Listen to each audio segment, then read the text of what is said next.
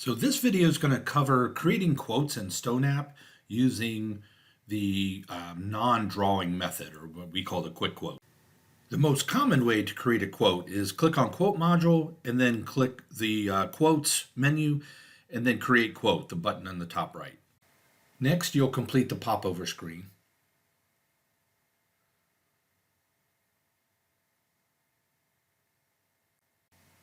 Once you hit save, a quote is created, and the first thing we're going to do is add our areas when using the quick quote. So we're going to come into the add area section. We're going to name our areas here. We can also add subtotals to this group as well and slide that subtotal in between, which is extremely helpful, especially in commercial work. So now that we've hit save, we're going to go into our area edit button, which is going to essentially open up all the possibilities to add your various line items to a quote. We're going to start our quote by selecting add material and go into this material popover to select the material that we're wanting to work with. So there's a few different ways to search here. You can search by the product line, like say Silestone or Cambria.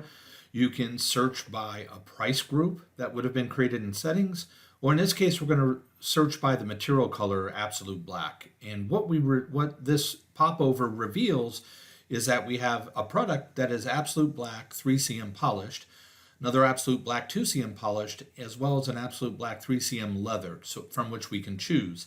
At the bottom, it's showing what is available in your inventory currently. You could select one of those inventory stock items and it will reserve the material to the quote.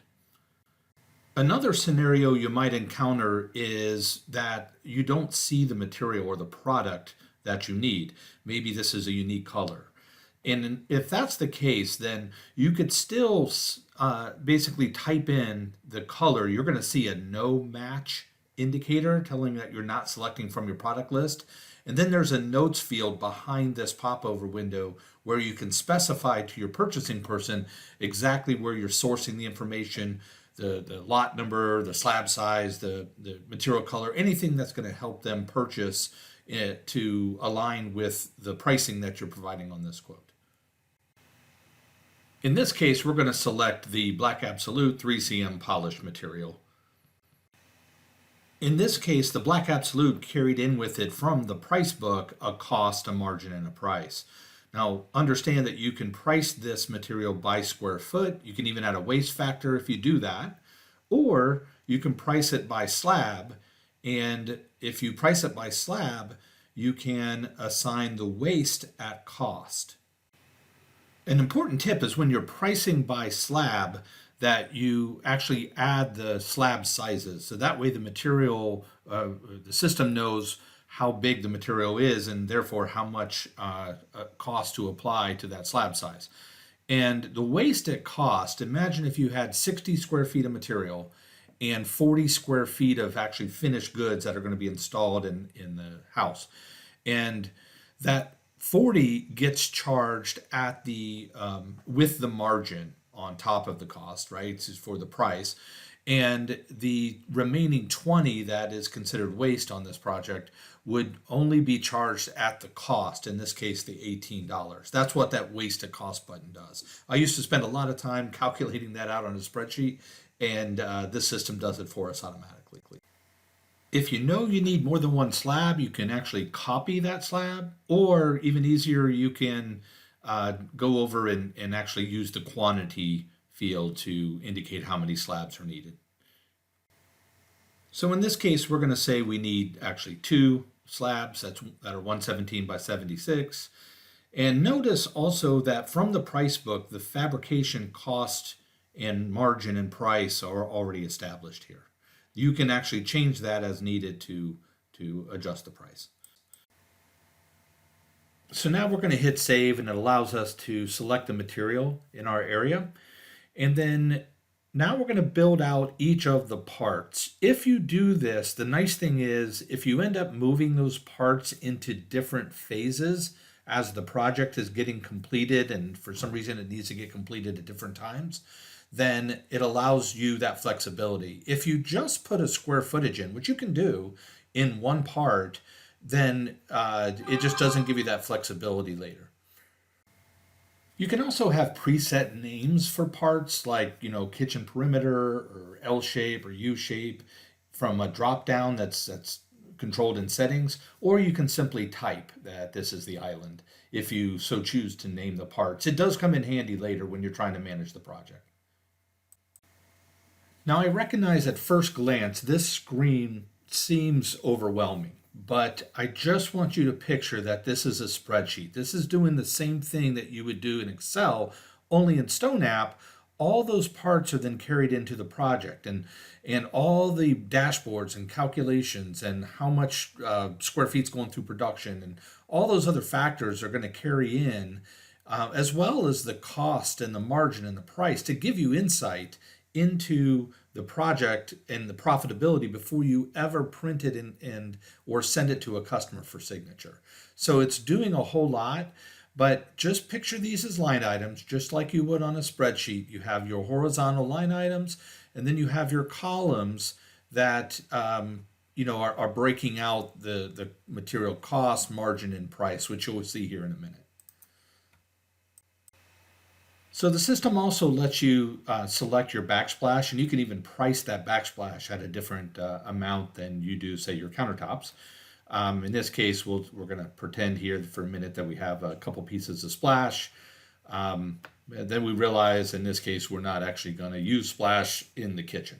So we'll delete those here just so you can see the flexibility. So now from here, we're going to select our edge. You could even put in a linear feet if you're going to charge. In this case, we're actually, price book says for a DuPont edge, we're going to charge $5 a linear feet. In this case, 12 linear feet, so $60 total. And we're going to select sink cutouts from here because there's a charge associated with cutouts in the way we price things. Now this sink area is actually for the sinks that you're going to be selling to the customer. So if the customer's buying your sink, you would select it there in that field.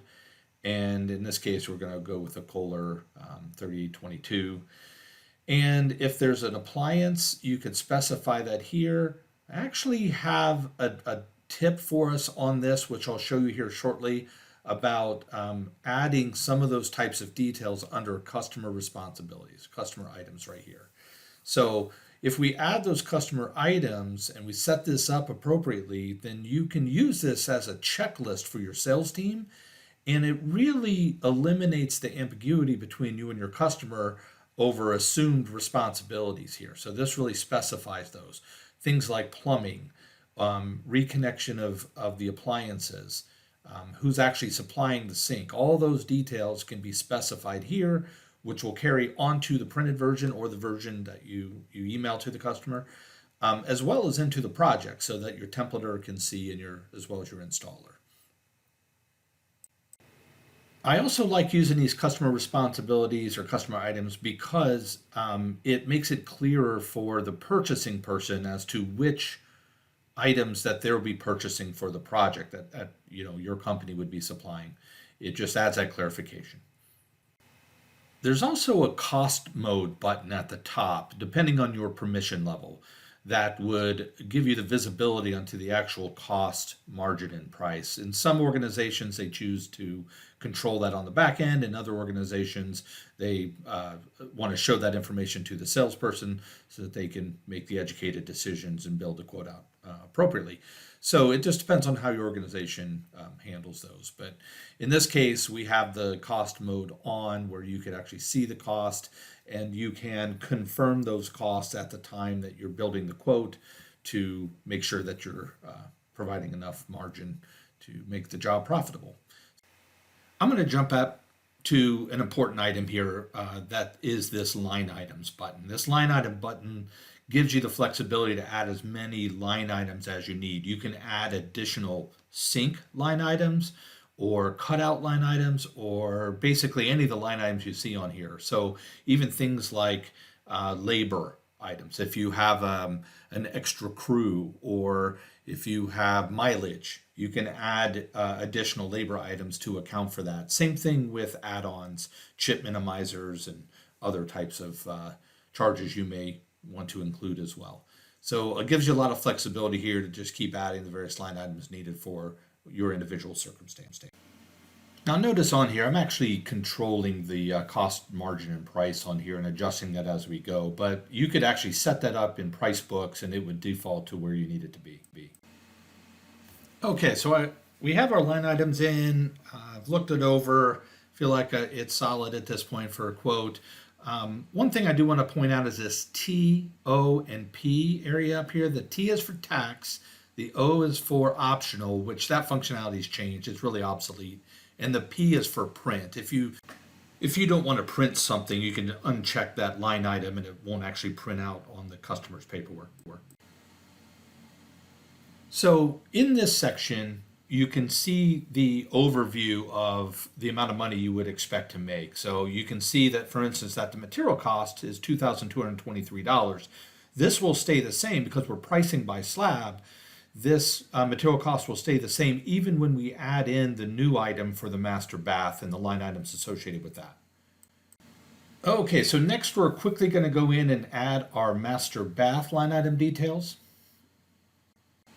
It is important to note that you could actually add a new color at this point, a new material for the master bath. However, in this case, the customer wants to go with absolute black.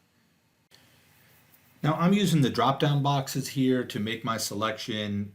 It would be just as easy to type in or start to type the name of the drop-down list and it would populate for you. So we'll finish up adding our line items here for our master bath, and then we're going to hit save and head back over and take a look at that summary section again, which will show us now what we expect to make as far as our total revenue, as far as the cost, the material cost, you'll see stayed the same. And you can see now we're expected to make near 46% gross margin there at the bottom. So now we're going to go up and name the version. So this is going to be kitchen and master bath and black absolute. And it's real easy through the actions button there to create multiple versions. My strategy was, if it's a color change, I used multiple versions to reflect the changes in color. And then I used option sets, which is covered in a different video, if I wanted to change the scope of work. So next we're going to print this or email it to the customer. In this case, we're going to pretend we're emailing it to the customer. And remember, you can have an email template set up to provide instructions for the customer as you send this. And that way you don't have to continually type that. You can just simply select it and send. So we have all of our disclaimers included here, and just know that the customer can sign this and return it, and then you'll be off and running. Then we convert it to a job, and that's covered in a different video.